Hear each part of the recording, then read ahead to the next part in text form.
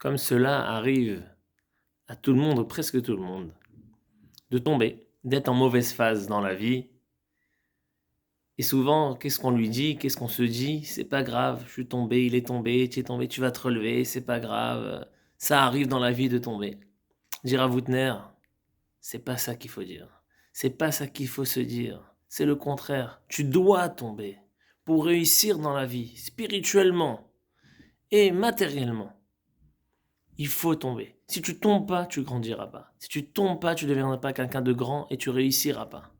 Sur le verset qui est dit dans Michelet, Sheva Ipol Tzadik Vekam, 7 fois un Tzadik qui tombe et il se relève, c'est pas pour dire que, ah, il est tombé, et ben il s'est relevé. Allez, même 7 fois tu te relèves, c'est bien. Non.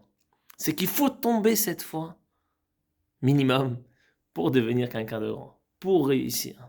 Un enfant, un bébé, si tu vas l'accompagner tout le temps à l'âge d'1 an, et 1 an et demi qu'il commence à marcher, tu vas lui tenir la main, ah, faut pas qu'il tombe, j'ai peur qu'il tombe, j'ai peur qu'il tombe.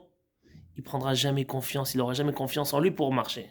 Mais si un enfant comme tous les enfants, tu le laisses tomber 10 fois, 15 fois, 20 fois, 50 fois, il tombe et il se relève, à la fin, il aura confiance en lui.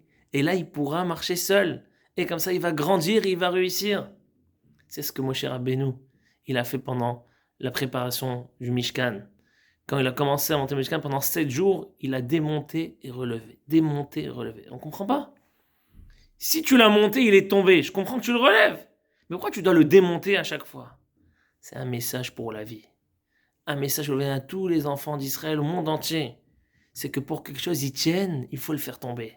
1 fois, 2 fois, 3 fois, 7 fois et plus pour qu'il devienne fort et solide à la fin.